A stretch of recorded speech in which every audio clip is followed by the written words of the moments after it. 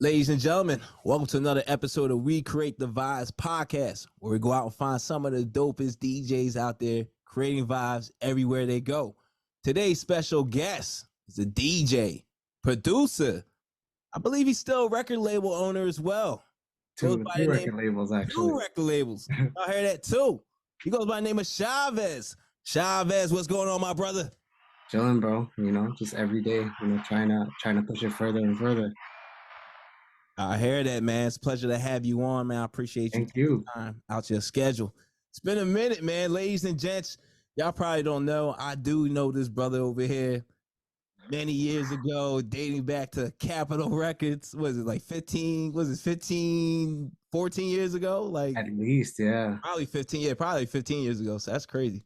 Yeah, we're both professional ice cup getters. Professional interns, man. Ice cup getters. All right, man. So talk to me, man. Originally from what? North Jersey, right? Yeah. So born in Jersey City, raised in Union City, and just Jersey bred my whole life. All right. So break down your early beginnings, man. What is it like growing up in Jersey? Also, what was some of the musical influences? What was playing in the crib? Oh man. I think definitely growing up in Jersey City, like when I look at it now, I never realized the type of environment I was until I got older. Until I had friends saying, he's like, remember we used to like have games over who could smash the most crack vials. Mm. You Wow. when you're little, that doesn't register Oh, because it's just right. like when you go outside, and I'm so grateful that I guess the environments I were in, helped like encourage my imagination.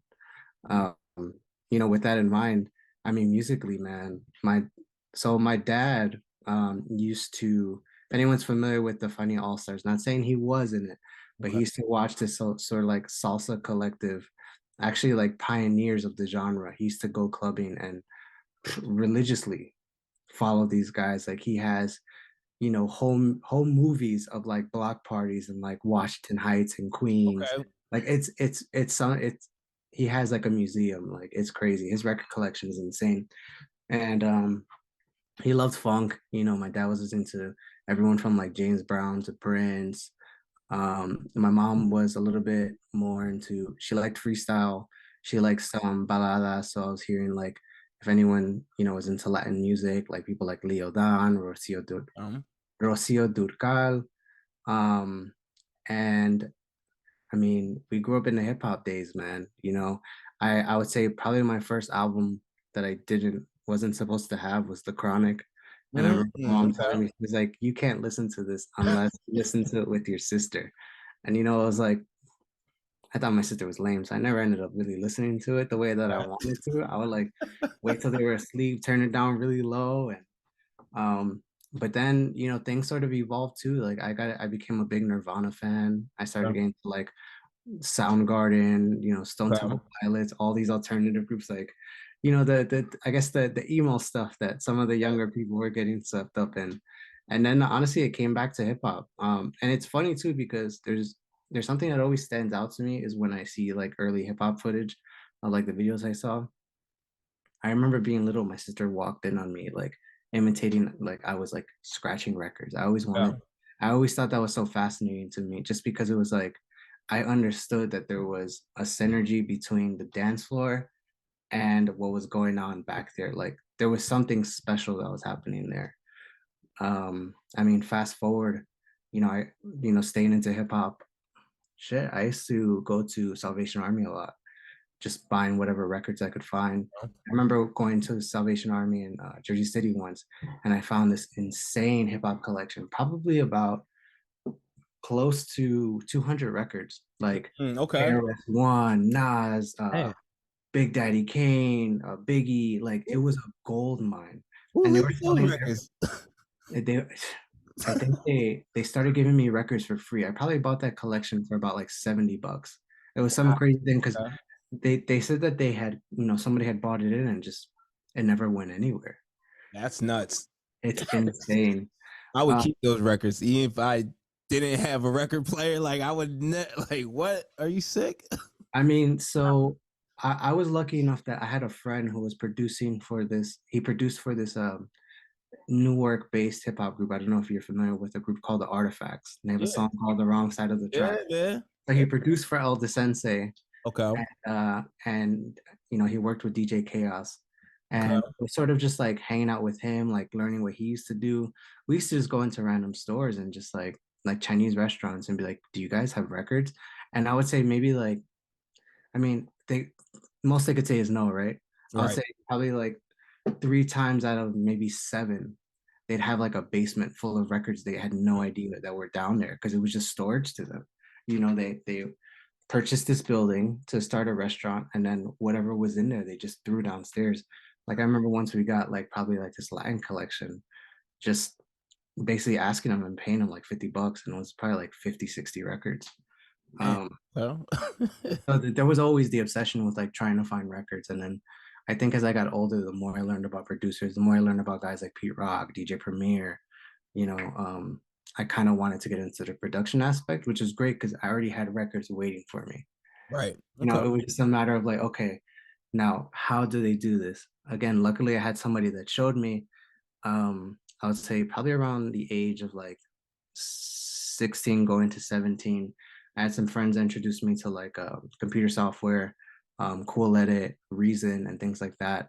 So we would take these like really crappy belt drive turntables, hook Okay. them up to our TV. From Okay. the TV, use the outs and plug it into like a crappy sound card Okay. and sample into these programs. And you know, like we didn't even think to like, I mean, now it's, you know, you have so much, you know, time as far as like sampling and things like that. So we would just get like the little chunks of the records that we wanted and just have Okay. like unorganized mess of things. So it was like, I remember, you know, spending like maybe like 1 or 2 days just, you know, getting samples and then not knowing what they were. So it's like, I don't know if I got drums, I don't know if I got vocals, I'm but just just putting up. going through it like piece by piece. Okay. You know, and I would show these, you know, a sort of lack thereof beats to some of these like, you know, meeting more and more people within that circle of like Elder Sensei and things like that. And eventually I learned they were using samplers. So, you know, I think when I got to like 17, 18, I was able to actually get like a really tough job. It was a labor job, but they paid me so good. You know, like 17-year-olds should not be making like, you know, like 2 grand a month. No. At all. At Like, what you all. gonna do with that money, man? So what you were making 2 grand a month. But it was only for like a summertime. You know, Still, man, that's still, I mean, yeah, it's summer, but still, like, you got what, 6K to work with, some well, records, on top of that, I was still DJ going to gear. school, so I was also I was helping paying some of my own tuition. I Okay. was digging, and then I put money aside. I remember going on Craigslist, and I sort of got them concurrently, and like I was like, let me buy turntables, let me buy a mixer. I knew I wanted Technics 1200s no matter what, Yep. because you know that's always been the standard. Standard, yeah. The next thing I knew I wanted was a Vestax PMC. So actually, check this out. I Still got ended up that buying mixer? one. I ended up buying one recently Okay. because I wanted to get back into scratching. In Ooh, '05, yo, you yeah. taking it back, boy. Yo, you taking it back. Yo.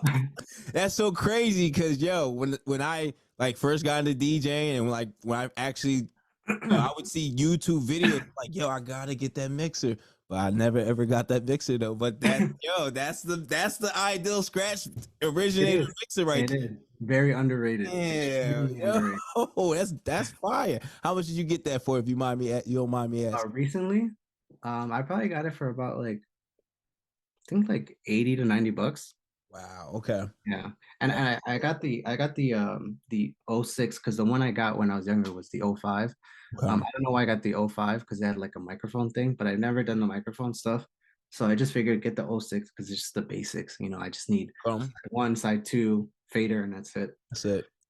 So it was like, yeah, I guess once I got that, it was just a matter of just like learning it. So I used to just spend summers literally like locking myself into a room, making beats, spending time beat juggling and things like that. Cause I had learned about scratching and DMC and what all that stuff meant. And I remember like seeing videos of people like Rob Swift, hearing them on the radio too, and just trying to figure out what the, you know, what they were doing. Oh, Cause yeah. how does somebody how does somebody make these sounds with a piece of wax? Uh, Absolutely. so yeah, I spent a lot of time doing that. Um, I really think like probably the huge turning point in terms of like I wouldn't say losing the love, but wanting to transition to something new was my favorite producer, Jay Dilla, had passed. And Okay. that to me was like a huge shock to my system because that was what I like to me, that was a dream of like working for. Like, okay, the goal now is to just get in the studio with this guy or let him hear your music somehow. Just let Right. him know what that music, hearing Tribe Called Quest, hearing Far Side, hearing, Mm. Busta Rhymes stuff. And I remember just being young and looking at the credits of just like this guy is he's inhuman. So it's like the Yeah. fact that this music can bring you closer to somebody like that was always, I think, an aspiration of mine. Um, so at that same time, I don't know, whatever you believe in, or the person above, I don't know, whatever you want to call it works in mysterious ways. I had a friend that got signed with an artist who was a New York City legend in house music. I know who you're talking about. Dope Okay. man, dope man. I know you're Yep. talking about him. Yeah, Yep. Malik. So yeah, he was working with Kenny, and then I think we were going to some party. I forgot what party it was, but because it was somebody he had met in Kenny Dope's studio, Okay. and it was these two young kids at the time. If anyone has ever heard of the Martinez brothers, this Yep. is like when the Martinez brothers were like just starting out, and I had heard of them like just in the rumblings of just learning about this new world and things like that. And we went to go check them out, and then we ended up just linking up with them at the end of the show. And I remember talking to Christian, who's the younger brother, and I forgot what record I mentioned. And the first thing he was like, "How do you know that?" And I was like, "Oh, I have that record, and I know Dilla sampled it on this." And because this kid was like probably like 15 at the time, and I'm getting closer to 20 years old, and his encyclopedia of music was just out of this world. And for him to know this obscure reference of like this progressive rock record, just we had a connection right away. Mm. The friend he was with, who ended up being my label partner now, I found out he lived in my town. So at the end of the night, they go to, because they're still young kids, so their parents are taking them home to go upstate. And then me and, this new friend I made, he lives in Weehawken, I live in Union City. And then the next day he's like, yo, since we definitely have like similar records, like, would you mind just playing records? Because he didn't have a setup at the time. And I Mm. think I was like, yeah, sure. I was like, when I come back from class, come over to my place and we'll jam out. And honestly, that turned into, like 13, 12, 13-hour sessions easily. Mm. Just sharing music, sharing ideas, sharing mixes and things like that. And I just like, it was a huge jump into electronic music and just sort of learning more and more about what that world looked like. Because he had been touring with Kenny before he was friends with the Martinez brothers, I think in the Mm. early 90s, like mid 90s, when like Kenny was at his apex. I mean, Kenny's still a force now, but at that time, it was like when Kenny was getting, when, guys were making like five figures for like a Janet Jackson remix, you know, for a remix that you don't hear on the radio, you Radio, only yeah. hear in Yeah. clubs, you know? Yo. So, yeah, we really hit it off. And I think just we both decided, since we were both moving in the same direction, just to continue to, you know, number one, the friendship was more than anything I could have asked for. I think musically, it's important to have not only people that you connect and identify with, but people that you also share like similar values. Because especially with dance music, I feel like dance music can get very personal with the way you're presenting yourself. Because there's not an emphasis on sort of like, I mean, yeah, you can be like a top like 40 EDM DJ. Sure, there's people that are like that. But as far as the underground thing, like you're spending a lot of time trying to look for the music that you identify with, that you think works on the dance floor. So there's a lot of like being vulnerable in that. Because sometimes you hear a record and there could be a part or two in there that you don't know how it's Feeling. gonna Or go know it's over. gonna hit. Yeah, exactly. Absolutely. and then you have that moment where it's like you're like, okay, what's gonna happen? And it's like, let's say it bombs and it ruins the whole night. Like it can really defeat you. Um, so with that in mind, it was like, I felt like I had met a brother more than anything else. And, we started to, I guess, more tackle the New York City underground. I think the first party we played at individual times, Tony Touch had a party on Sunday Mm. in With the funk old box or Funk Box at yeah. Santos. Yeah. Yeah. I've seen the videos. I always wanted to go. I never went, but I'm like, yo, Yeah, crazy, crazy. it was definitely a lot of fun. So my first Funk Box actually, um, I thought I forgot who played after me, but there was this whole thing of like, they put me on because they thought it was gonna be a slow night. Okay. Back to the scene, like, let's see how he does. And that night it apparently rained really bad. So it was like a pipe had burst with water over the DJ booth right before anything started. I'm already freaking out. I'm like, this Okay. is not gonna go over so well. Like everything's going nuts. And then something, there was some game going on that apparently the game ended early, and people from the game were all coming into, Mm. well, not to the party specifically, but everybody was making their way back to, I believe, Santos was in. Oh, shit, Santa. Ooh, okay. Damn, Yeah, what? I'm Damn, trying I'm to so remember far where. removed from New York. I only remember like where Santos exactly at. Yeah. Damn. I want to say Santos. I mean, it was definitely downtown somewhere. Yeah. I remember it being close to Canal Street, if I'm not Yeah. mistaken. Yeah, I want to say Um, not Bleecker though. Actually, it might have been on I, Bleecker. I, I Um, walked past Santos so many times. I actually been to Santos one time, and I think the kid Daytona was over there. This is like probably two. Upstairs or downstairs? I think I was downstairs. This is like 2008. I never been upstairs though. Yeah, so Funkbox was downstairs, and I Mm, remember like right before I got on, I saw like five people walk in, okay. and it was like 10 people walked in, and then just people started like walking in after that, like, and I was like, oh crap, okay, I gotta get going. People coming in here, Started playing, man. I'm just sweating.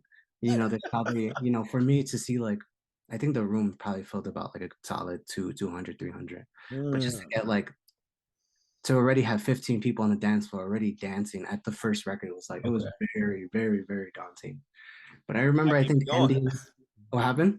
I know you probably felt like, yo, I gotta maintain this, keep this energy going, and take it to another level. But Yeah. damn, I Yeah. can imagine how you was feeling. Damn. Yeah. And then it's just like, I'm coming from the world of like, I've only been playing my records in my basement. Okay. What am I gonna do? Uh, And then I remember like I think I played a record off like a CDJ or something like that to end, and it's like the the what is it called? The CDJ started skipping. And then Oh, luckily, really quickly, I just pulled out like a random record, played it over, and I just remember like everybody losing it. And that was like my last record. And yeah. then people, they were like, I definitely got the affirmation of like, oh my God, you played so well. Um, that was, I would say, my probably my first night really playing.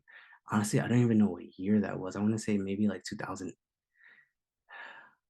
maybe 11 or something like that. Okay. Definitely a long, long time ago. I got And I got to tell you this though. go Like, ahead. I don't think I ever told you this because I tell a lot of people, but I have to personally thank you. All right. So around the few years, like through Capital, I remember coming to your crib. I had one of my frat brothers record a song. I don't know if you remember that. But yo, you really changed my mind on like how to look at DJing, like in the aspect. You probably don't see that now because obviously I'm in this forever. So there's certain things I do that per se if I didn't have to, I wouldn't do per se. Like there's certain music I play that if I didn't have to, on everything I love, I would never play it. But you did really change my mind about what a DJ is supposed to be. How to DJ a party, how to just even approach DJing, like how to look at it. And even I love what you said about when you connect with other DJs or you connect with other people with music, making sure that they align with your values, even how you feel about music and how you feel about certain things. So I think like that's very important because you can't really form a brotherhood with per se with another DJ or somebody in music if y'all don't really have the same like values or y'all don't really see eye to eye on like the very important things to you. So like, yeah, I mean, I tell people all the time, like, yeah, I interned with this cool ass dude that went to Ramapo and like, yo, he changed. Like, I wasn't really that much. I knew about house music. I'm from Jersey. I just wasn't really, I didn't know like I didn't really study house music. I didn't know the history of house music, but like, yo, you put me on to that. And I'm not that like, I haven't dove back that deep into house music, but I have appreciation and love for it. I understand there is a big difference over here, and even a big difference, compared to Europe and some of the other continents as well. Like it's not the same. Like what you're hearing on the radio. Like I'm not gonna say it's not Real House or whatever. That's a different conversation. But yeah, there's different aspects to this game. So I just definitely want to thank you because yeah, you really like changed my mind about a lot of things. Like even to this day, I still hold that with me. But yeah, you really like if I don't know, man. It's you and another guy. Like I don't know if I didn't meet you two guys. I don't know what possibly I would be doing as far as like in the. I don't know. Like I probably would be DJing like terrible ass events. Like you know what I mean. Like y'all really changed my mind. Like you know. So I just want to thank you for that. Like I don't think I ever told you that, but don't think I didn't. I learned a lot. Like just watching you, like just literally watching you. I learned a lot. Well, all I could say is, that's an honor to hear because, at the end of the day, I think that should be the reason for all DJs is to like, you want to leave your mark. You want to be able to inspire, the next group of guys to do it. Because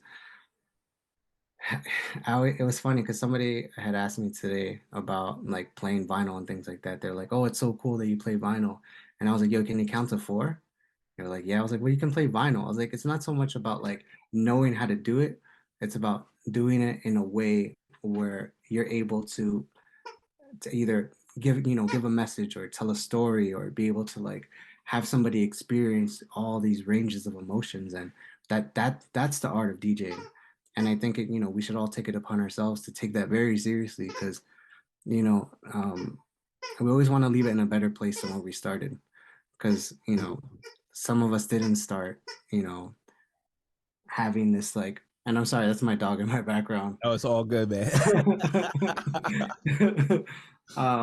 Yes, I mean, some of us again, like we had to work really hard to get the gear we had and just to be able to get to the place. I mean, obviously I've seen your growth, man. Like I've seen you go from radio into like now you have your thing going full time and you're going full steam ahead. You're booked every weekend. So, Appreciate that, man.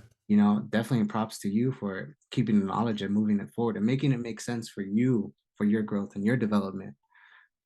So yeah, again, it's an honor to hear that because Oh man, I appreciate you, man, because like you really, like you open, like you really opened up my eyes. Like I was like blind as hell. Like seriously, like even to this day, of course, I don't take every gig. Like I turn down a lot of stuff, but like good, it has, good. it has to like everything can't be a money grab. Like I don't I don't do this for the money. Like that's like straight up. I don't do this for the money because there's a lot of I mean it's like just from DJing certain events, I know what I don't like. So like it's a lot of stuff I don't even care. Like I'm just not gonna do that. Even if the pay is well, I'm a lot older. I do respect my time to 100%, but I feel like it does matter the type of events you do DJ too. Like I feel like that's another thing that a lot of DJs get it messed up.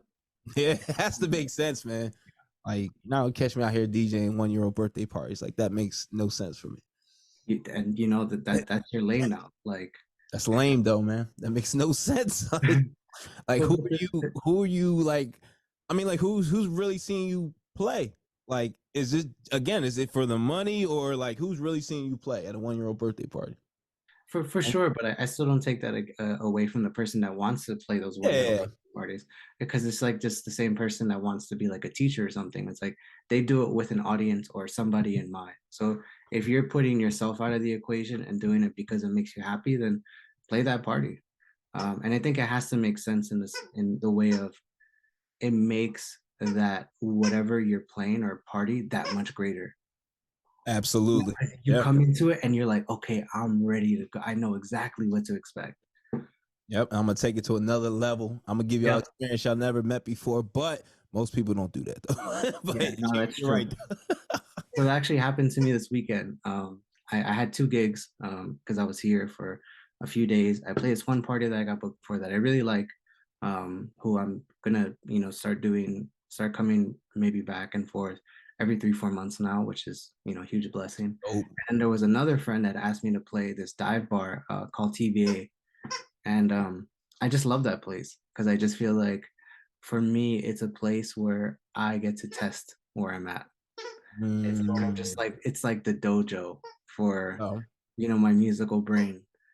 And maybe, I don't make a lot of money while I'm playing, but it's not even about that. It's like, okay, whoever's there is gonna go on this ride with me, and I may completely lose the crowd tonight, but this is a chance I'm willing to take hey, to yeah, see where I I love can that. push this, you know? I like that, and I feel like for you to go on it, like you got to be strong inside because you see some DJs that might lose a crowd, and it's like, yo, they feel like that night's over, they can't Yeah. recover. But for you, you're willing to test that boundary. That's dope because a lot of people will just play it safe. Like, and the one thing I really like about house music too, I mean, it's so to me like what your underground house music is different from you're you don't know what you're going to expect if you're coming from the crowd. You don't know exactly the record you're going to expect. I feel Yeah. like when you're going to whatever these parties, like they're going to play this, they're going to play. There's a good chance they're going to play this. No, you don't know what they're going to play when you're going to an underground scene. I feel like that is amazing, and I remember the first the party that you took me to. I think it was on Wall Street. This is like mad long ago.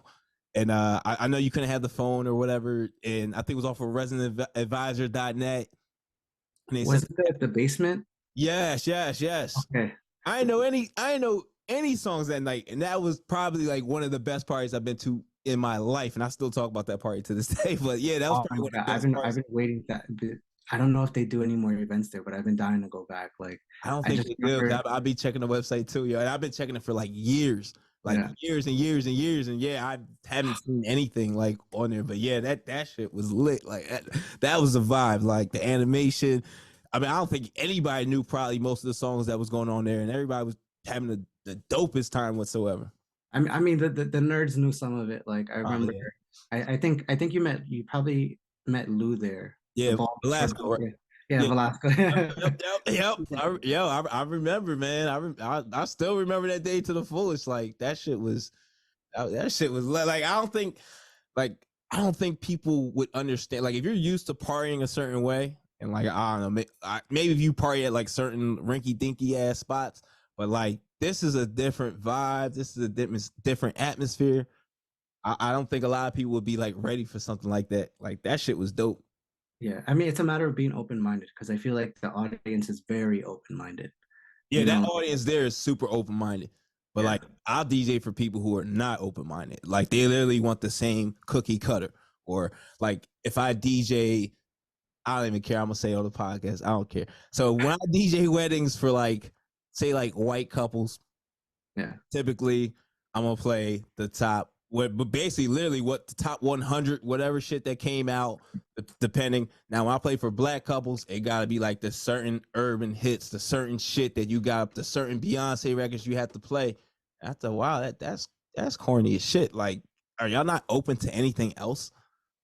I I had to play this Beyond. I had to play these type of records.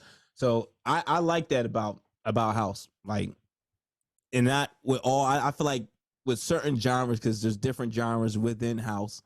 I feel like some genres within house or some DJs they're very particular. Like, oh, I just play tech house or I play minimal techno or whatever. But still, I still feel like there's still more variety and it's still more of a chance of like, yo, I may have never heard this before. With yeah. I with mean, other DJ, nah, you're going to hear everything they play, you have heard before. You know. yeah, I would definitely, the audience is very trusting. And I feel like it goes into two things where it's they trust you with their music and it's also trusting you with your energy. Like the Mm. energy you bring on stage is felt in the way you mix. Like you said earlier, where somebody loses the room and you see that in somebody in those kind of parties, like if you showing that, you can really just evacuate a room. Whereas if you just keep that composure, I mean, however you decide to do it, right? Like for me, I always look at it like if I'm, playing ball or something, I'm having the time of my life. It's like if somebody just blocked me, I'm like, all right, cool. I know how to not shoot it next time. Right. But guarantee I got the ball now and I'm gonna go for this drive and and I'm gonna bust that ass. Absolutely. Yo, so speaking of record labels, man, we both interned at Capitol Records.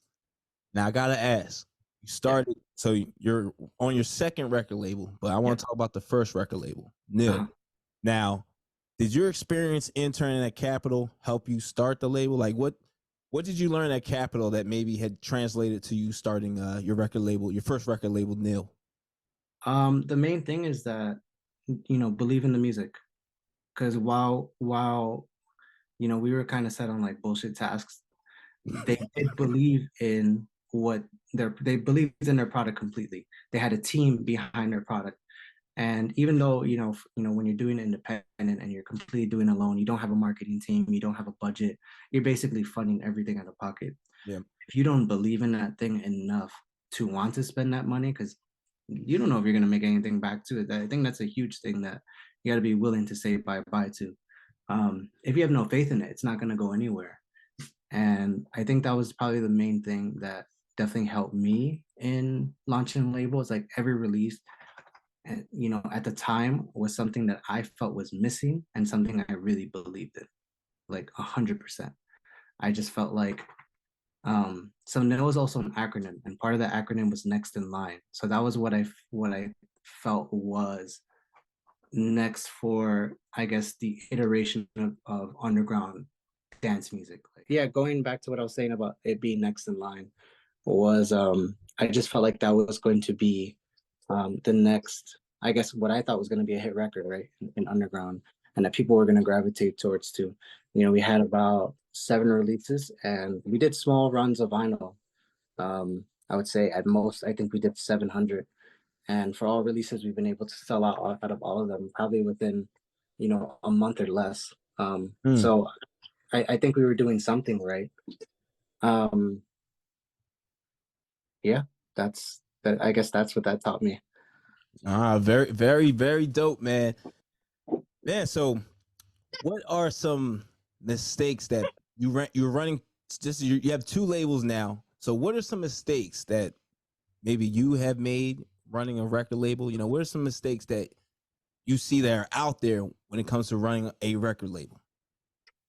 Definitely poor time management, poor and 100% poor communication. Um, with that, I mean is like to do it from vinyl, you have to make sure because of certain deadlines. For example, it's like certain plants in Europe, they don't press between July to September because it's so hot Okay. that if it's just these record plants, I think they probably burn records at like probably over like 300 degrees. So you're talking about this industrial space that's probably getting just as hot. So you're getting these records off the press that are like malleable. So you're not getting straight records. They start to warp. All sorts of things can go wrong.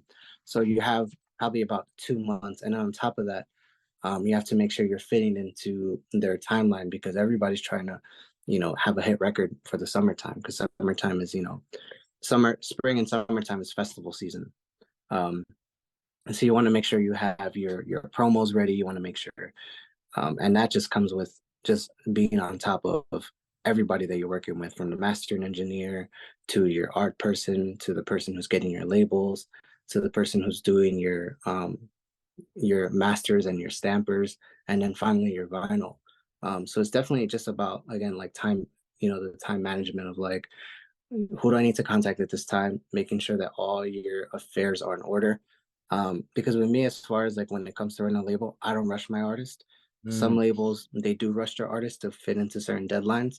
I have a rolling. I make sure that I like roll my communication if my artist is not ready. Because I'll never put out a record if my artist is not 100% on board with it. And that's the other communication piece, is like finding out, especially if your artist is a touring DJ or a touring producer, you want to make sure that at least that they're, devoting some time to work on, basically your contract. Like you paid them for a service, and at some point, you are collecting on that service. So with my artists, I make sure that I put whatever negotiation we make. Yeah, I'll be honest about my business dealings. I have from I pay most of the money to my artist, from 75 to 100%, depending upon my cost. And sometimes we can talk about paying them up front, whether it be a deposit, or, they make, until I reach a certain amount of record sales, which is what distributors do. And again, I make sure that's communicated beforehand, because some people, they don't know the business. And I know so many artists, especially in the underground, that there will be a record label owner that really wants their music, and they don't communicate even about payment. Like, I know people that haven't been paid for huge records, Wow. you know Wow. but So but people, so I are people making deals in like the house music industry without like contracts and things of that nature? oh They're yeah, for sure, 100%. And for me, I try to get my paperwork in order, because it's like, I know how to do right for myself. I've been doing right by myself my whole life. Like, I wake up to myself, but I want to make sure I'm doing right for the people that I'm working with, because, truth be told, that comes back around, and it bites you in the ass real bad. Like, I can't afford to have that karma come back on me, because I have more to lose than somebody that, grew up with like a trust fund that has unlimited funds. Um, absolutely. so to me, I would definitely take the whole like working class mentality of just like, these guys need to pay rent. Like, there are things that need to happen in order to make this work. So I basically talk to artists, like, I'm like, I could draw up a small contract for us. And because I do also have to register with the performing rights organization with Gemma. um so you do have to pay fees on that as well. Because let's say they get, and we had this happen with one record where it was licensed for compilation. We Right. wanted to make sure that they were registered, so that way they can make royalties anytime that was played anywhere. So I try to make sure that my artists, anybody I'm working with, like, they have their paperwork in order. I have my paperwork in order. Just so, again, like, I can do right by everybody. Like, I feel good going to sleep when I know that it's like, I would say, not that people are taking care of me, but I'm taking care of the people that I know are doing within their best interest for me. You know what Absolutely. I'm saying? It's Yeah. like, when you treat people good, they show up for you. And I definitely feel like that with like running a label. It's like, they'll give you their best work at the moment, because you're being so like attentive. And to me, it's not even about the best work of like making money or making noise. For me, it's like their best work of the genre. Yeah, they'll Like, put their best foot forward because they know you are there for them, which yeah. is important, man. Even like a 9 to 5 environment, like that's. I feel like a lot of people do their best work, like for their employer or their boss, knowing that their boss or employer actually gives a damn about them, actually cares about them, treats them with respect. I feel like those are the type like when you're in that type of environment, you're gonna go through a brick wall, you're gonna go through glass for your boss because they care about you. But when they Yeah. don't care about you, then I feel like your work is not gonna be the best. Yeah, absolutely. And I think the best thing about that is, when it comes to, being creative and, producing music, is like, when you're also in that environment, one of the biggest factors of, or one of the biggest inhibitors of creativity, is eliminating that stress. When an artist can come and give you stress free, like, from the heart music, like, you got something special.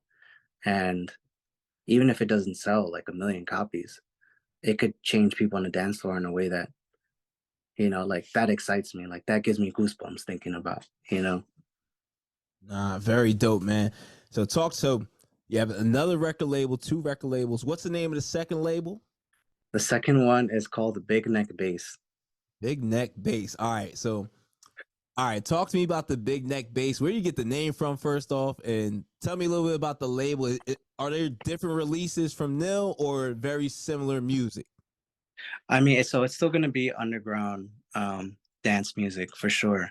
And I would say, I mean, obviously, the bass is gonna be the driving element. Like, I still want that to have sort of like bass characteristics, where so when I play, I feel like I have a lot of groove in my bass lines. Like that's what a lot of people say about me. Is like I know how to control a floor weaving through different bass lines and things like that. So I definitely want like that low end element to be distinct in a majority of the records that are put out on the label, to have that characteristic where it's like to sort of treat the bass where it's like it's a melody. It's like a focal point of the music, as opposed to just being an afterthought or a supporting element to music.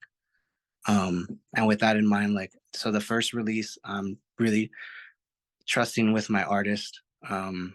He's doing an acid house EP. We haven't done an acid house EP Mm, on No, but nice. if Okay. when you hear the release, you'll see what I'm talking about. Like these are different. Not, I want to say different, like, because it could be like a 4 bar bass line, but just the way that it's done, it just feels like something fresh. Um, and it's from playing the records, like it works on the floor really well, and it usually ends up becoming a record. I already have the promo material, and I haven't even put. We don't even have promos out. Just a few people that are playing it. It's so far doing pretty well. Um, Nice. but the name came actually as a joke. I forgot what podcast a friend of mine were listening to, but I know there was a comedian Bill Burr, and he was Yeah, talking about. he's funny as shit. Oh, Bill Burr's hilarious, He's man. funny as hell.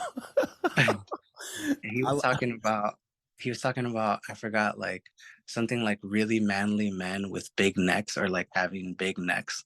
okay. And then he was saying how like he's not one of those men because he's like one of the little neck guys. And then me and my friend, we were just like cracking up about this because we had both met in Denver. We were having a show that weekend, and we kept like talking about the big, like we were just being stupid and like looking at people's necks and be like, oh, that's a little neck guy, that's a big neck guy.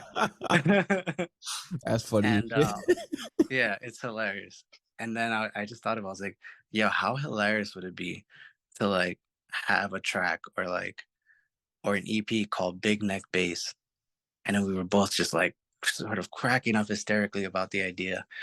And a year passed, and I would just constantly hear the name in the back of my head, like Big Neck Bass. And I was like, the fact that it's still such a prevalent thought in my mind signifies to me that there's something there. There's something that keeps calling me back to it. So then I just decided, I was just like, so No is a co-run project with Velasco and I. And with that label, so we're both like huge music purveyors in terms of like quality of music. And we both have to agree 100% on the release. Like we Okay. will not put out a release if somebody's 95%, that's not good enough. Okay. It has to be like a firm 100. And he has some projects going on. He has a lot of just like opportunities that he's been really moving forward with, and we just haven't had time to like really sit with music and say, okay, this is something that we want to put forward. And I feel like now I'm ready to finally get into a place where I'm pushing my ideas forward and my output. So Big Neck Bass is going to have 2 outlets. There's going to be Big Neck Bass Digital, and then there's just going to be the vinyl, and the vinyl is going to be strictly related to dance music. Whereas the digital aspect is going to be, so I got back into producing and things like that. So I'm making beats again, working on like different I'm beat about to tapes. ask you that too. Yeah. But all right, so I know you. Well, I won't say you started off. When I met you, I know you were. I would say like no. Of course, you was in the house, but I know you were a little more into hip hop. Now, I'm just asking. Now, are we slightly transitioning back? Are you still like? Are you even like? Because I'll be honest, I don't even listen to hip hop like that anymore. But like especially like the current stuff, I'm not really paying attention. And if I do need it, I just go on the charts, and I'm not actively like listening to a album. Like I'm not actually doing that. Like I'm listening more like FKJ, more like cats who are more instrumentalists and DJs as well. Like I'm listening more even like soul artists. Like I'm not even like I gotta feel it. Like I can't listen to like damaging. I can't listen to damaging lyrics. That's one thing I told myself I'm not ever doing. I can't listen to people talking about killing and shooting each other. That's not part of my DNA. It's not part of my lifestyle. But I want to know: are you actually listening to any hip hop or even old school or new school or any whatsoever? Well, I mean, I'll always listen to old school hip hop. Okay. Always, like, yeah, especially my favorite producers. Like, that'll always be something that I do. I definitely listen to some of the new stuff, and it's not so much about because yeah, you're right. There is like really negative, damaging content that's out there. You have artists that are glorifying like taking antidepressants, like it's the thing to do, and seeing it in my scene, like drugs can be really harmful. So I hope that there within that scene there's more education on how damaging that could be, because especially when you're messing with brain chemistry, like you could be changing and ruining somebody's life forever. Yeah. But I will say this: the production aspect I'm in love with. It, um I I enjoy that. Lyrics is terrible, but yeah, the beats though. Yeah, the beats are amazing. Like, I feel like there's more musical elements, and especially when you're talking about the idea of big neck bass, even in like trap music, there's like melodies and bass lines, Yeah. and I love that. I think that's like something that's so fucking dope. Like I can't even say it more than that. It just makes you feel a certain way when it's just hitting you, and it brings you to a place. So I'm definitely, I wouldn't say transitioning back because I never felt like I transitioned out. Um, Okay.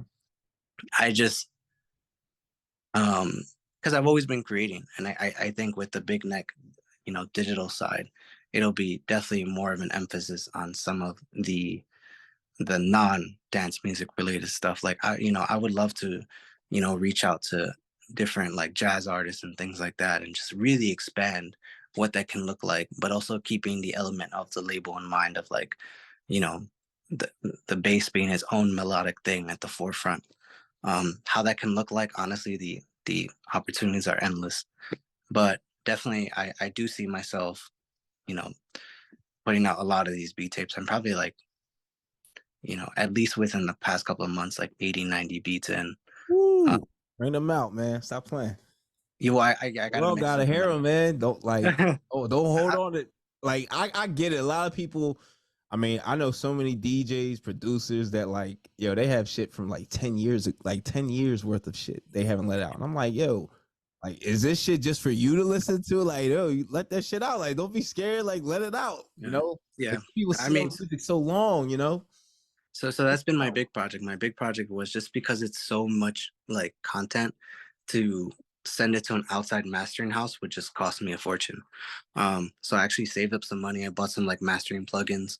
So I've been going through each, just I take certain, I have like different schedule throughout different week. Like I'll spend 2 days of the week just digging for dance music. That's it. That's all I'm doing for like 8, 9 hours, and then I have like another day where I'm just digging for samples, and then I have another day where I'm just working on edits, and then I have one day where I'm just working on beats, and then like the last day I'm just like working on mixing down some of these tracks that I've been working on. So if I had more volunteers or something like that, oh man, these things would be out a long time ago. But when you're a one man army, It's tough, it's a man. huge undertaking. It's Yeah. tough. I'm actually looking for editor today. I'm gonna give you a website too. It's dope. I don't want to talk about the website on here because people might get offended, but it's dope. Okay. Like it'll fit Nice. you in your budget. Like literally, like you won't even know your money's missing to pay somebody Nice. to do some stuff. Awesome. Because yeah, it's definitely a lot. I know the one thing I'm not negotiating though is just the digging for dance music, because that's just Yep. there's certain rabbit holes. There's certain rabbit holes you can't talk about to certain people. Nah, nah, absolutely. So my question to you, man, you're not that I haven't seen people do this, but you're the first guy I've seen like face to face DJ with a DJ partner.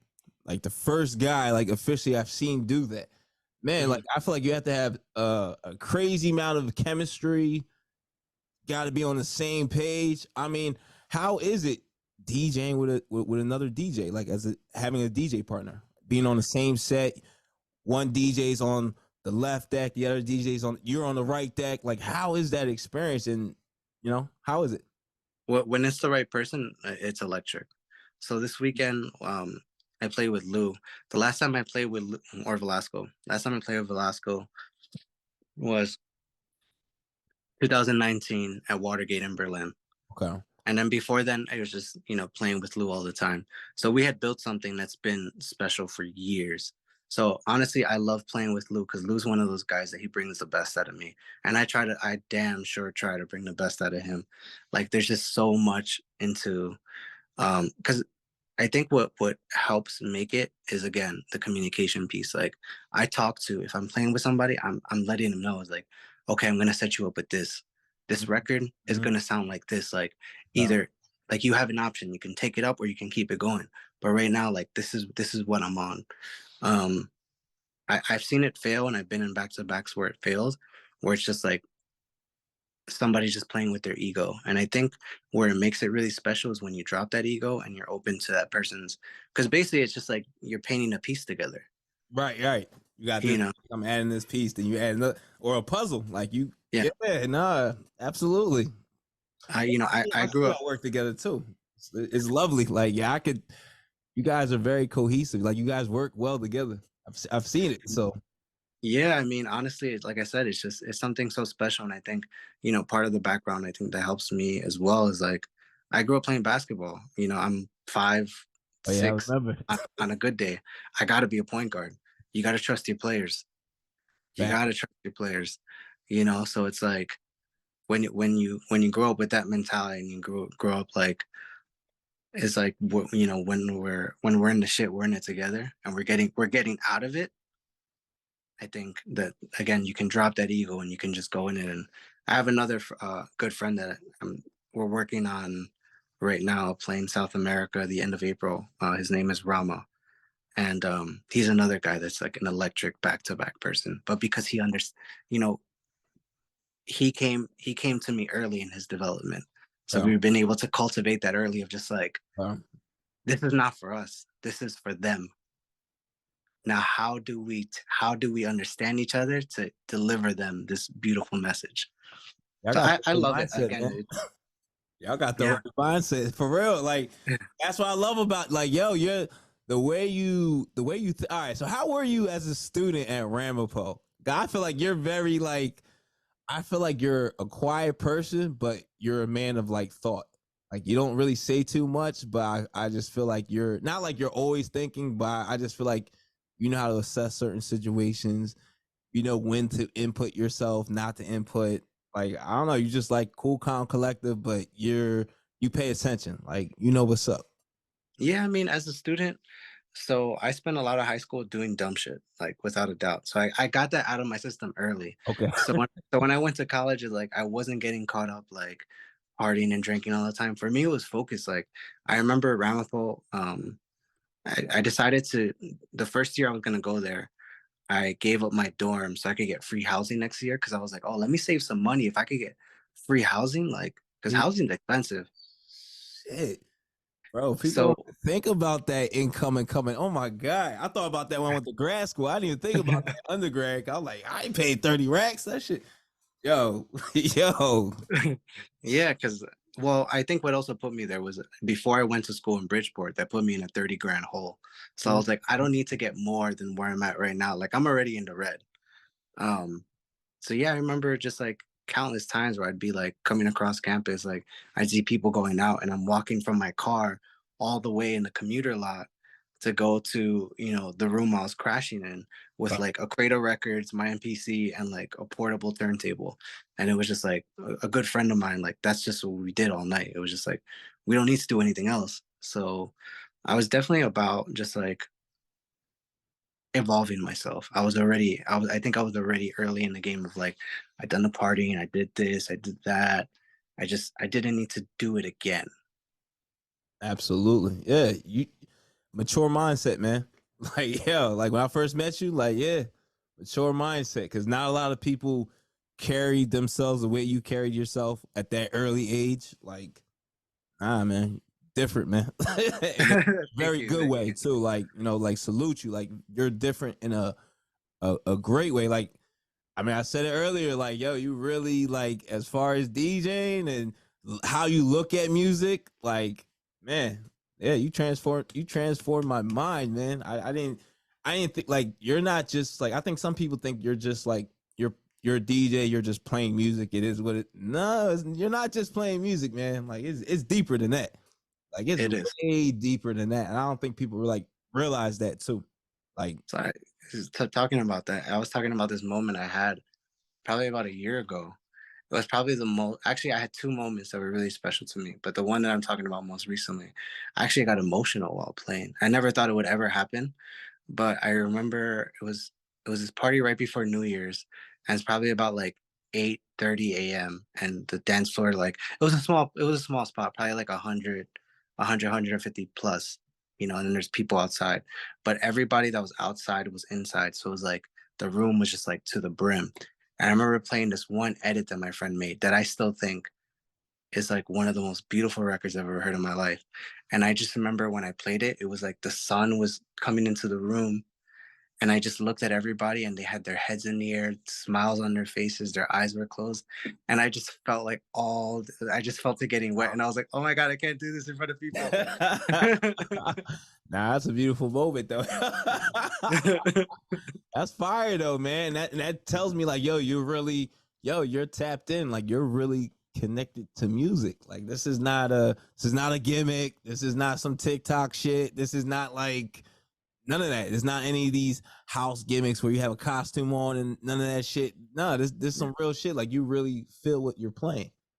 Well, like you said, being tapped in, I feel like once you tapped into how music makes you feel, once you can really single that one feeling that one track gives you, and then you start to take that to other records, it changes your life completely.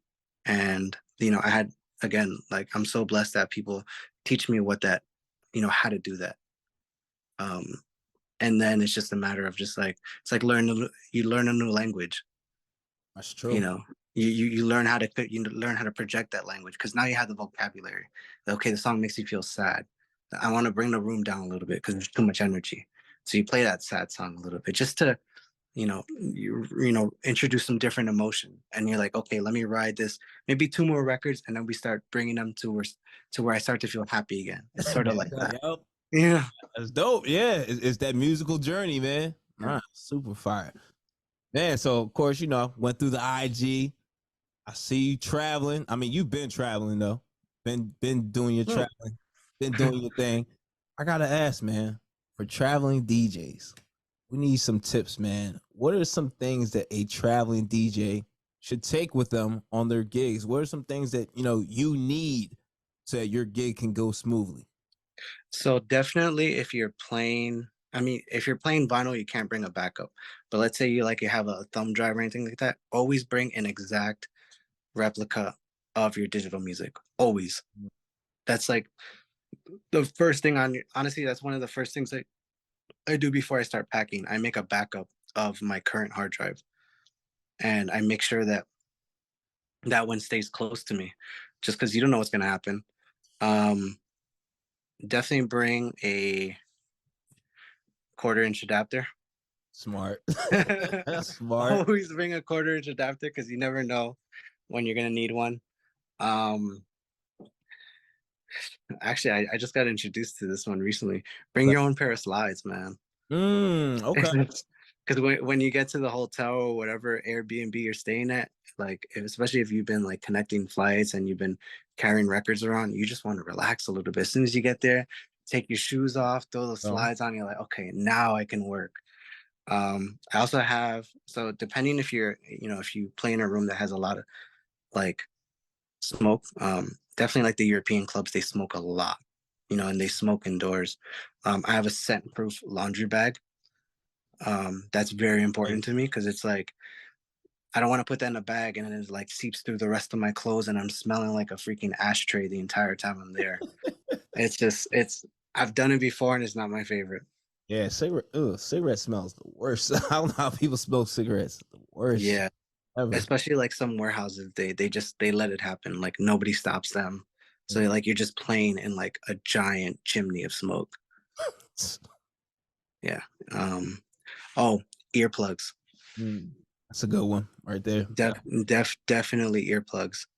And I would say if you can, if you're giving a rider, ask for new socks. Mm, That's a It- good one a, too. All right.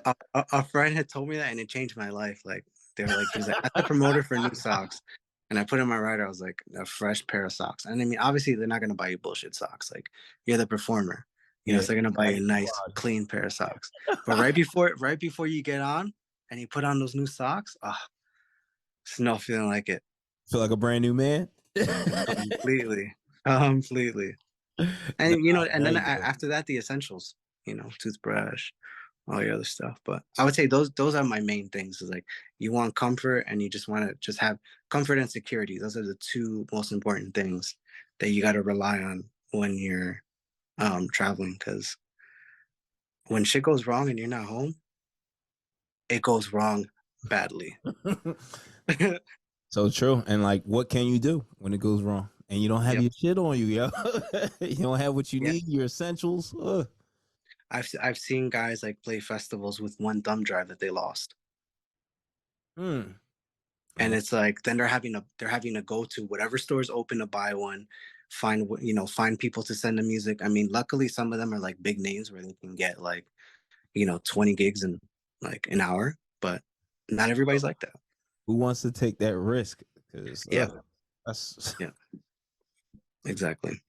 what's your mentality like going into any of your gigs? How do you approach your gigs? So actually I was reflecting on this on Saturday morning before I went on, because I started to get nervous on Friday. Mm, And I realized that that's always I'll never stop getting nervous, and I realized that I never want to stop getting nervous. um I had this one of my friends who's like, he's definitely on a much higher plane than I am in terms of like being a superstar DJ, because I'm so far from that.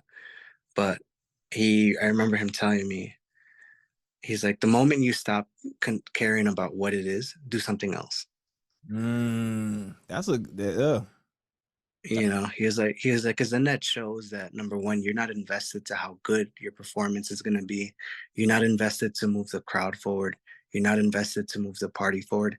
And you're just kind of not invested all around. He's like, for that, just find something that excites you again. And every time I get nervous, I remind myself, I'm like, it's because I care. yep. No, and Yeah. that's a good that's so Yeah. crazy. I used And I try to meditate. I try to meditate depending what time I'm playing too. Like let's say I have like the 6 a.m., 7 a.m. slot. I'll sleep on the front end and then show up, like 2 hours before my set, because I don't want to be, partying up all night. And then some guys do that, and then that's where people they start getting into drugs to help them stay awake. But I'd rather be there fresh and just like front load and just come with energy. Um, just because I just think I make better decisions when I'm rested. I like that, man. What's the biggest lesson you learned from DJing? Um, Biggest lesson I learned: believe in yourself. Mm, Believe in yourself. Believe in your abilities. Believe in the power to change, or to not change, but to influence people. Um, and that can be positive or negative, but be humble enough that you can take the accountability to make it positive. Um, because again, it's like, if not you, someone else is going to do it. So if you have that in your heart, let it be you. But again, you have to be able to believe in yourself to actually do that. man, that's so true, man. So how can people find you, man? How can people get in contact with you? So there's a carrier pigeon that leaves 42nd and 7. Just put a note on it and just it'll fly to me. No, just kidding. I mean, I have my Instagram handles. I probably need to get a TikTok at some point. I don't know. Maybe I will. Maybe I won't. My handle's always gonna be C is for Chavez, like as in Cookie Monster. C is for Cookie, C is for Chavez. Um, Obviously, big neck bass. You'll probably find right now. I'm looking at distribution with this one outlet called Small Black Dots. So if you're familiar with Small Black Dots in Berlin, big neck bass 001 probably should be, if all goes well, and we're still on schedule right now. It will We're go still on well. schedule. Yeah, it will. It will. We're still scheduled to release probably the end of July, early August. And then yeah, just I guess, I would say right now just follow the handles because I'm definitely still a word of mouth name. Those I feel like this weekend was a reflection of like those that know, and they've have bought so many more people to the mix now. Cause I remember playing rooms that are like, you know, not even 5 people sometimes, 5, 10 people. Mhm. And now it's like, I mean, I could for sure pack a room that's like 150, 200, 150 to 200. I've played as big as rooms that are like 600, 700. So it's like somewhere in that range is like, and this has all been just, the graces of whoever's up there or my talent, if you will. People talking. So, but I would say for the most part, definitely check my handles.